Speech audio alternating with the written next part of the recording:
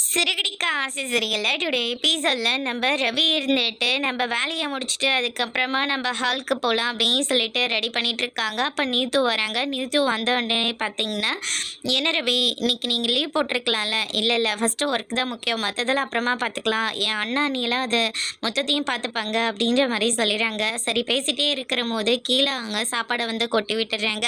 அதை முதல்ல க்ளீன் பண்ண அப்படின்ற மாதிரி சொன்ன உடனே அவர் தண்ணியை போட்டு தொடச்சிட்டு இருக்காங்க. இதை கவனிக்காமல் நியூத்து பார்த்தீங்கன்னா கீழே விழுந்துடுறாங்க. ரவி வேறு வழி இல்லாமல் அவங்கள நடக்க முடியாததுனால அவங்கள தூக்கிட்டு போகிறாங்க. அந்த நேரம் பார்த்து நம்ம ஸ்ருதி ரவியும் நீத்துவையும் ஒன்றா பார்த்த உடனே கோவப்பட்டு அங்கேருந்து போயிடுறாங்க. இந்த பக்கம் பார்த்தீங்கன்னா எல்லாருமே ஹாலுக்கு கிளம்பிட்டு இருக்காங்க. அப்போ ரவியோட முகம் மட்டும் ஒரு மாதிரியே இருக்குது. அப்போ ரவியும் முத்துவும் மீனாவும் இருந்துட்டு என்னாச்சு ஏதாச்சுன்னு சொல்லிட்டு விசாரிக்கிறாங்க.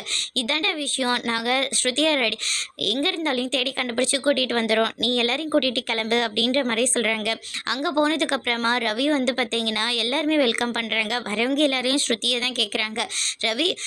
ஸ்ருதியோட அம்மா அப்பாவும் ரவிக்கிட்ட கேட்குறாங்க, ஸ்ருதிக்கு மட்டும் ஏதாவது ஒன்று ஆகட்டும், அதுக்கப்புறமா இருக்குது இந்த குடும்பத்துக்கு அப்படின்னு சொல்லிட்டு நம்ம வாசுதேவன் ஒரு பக்கம் சொல்லிட்டு இருக்கோமோ. அதுக்கு அடுத்தது பார்த்தீங்கன்னா முத்து இருந்துட்டு ஸ்ருதி வேலை பார்க்குற இடத்துக்கு போயிட்டு விசாரிக்கிறாங்க. இன்றைக்கி ஸ்ருதி லீவ் போட்டாங்க, இங்கே வரவே இல்லை அப்படின்ற மாதிரி சொல்லிடுறாங்க.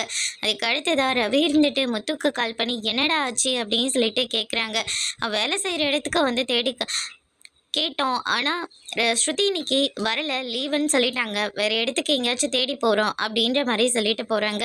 இதை கேட்டோன்னே நம்ம ரவி பயங்கரமாக ஷாக் ஆகுறாங்க.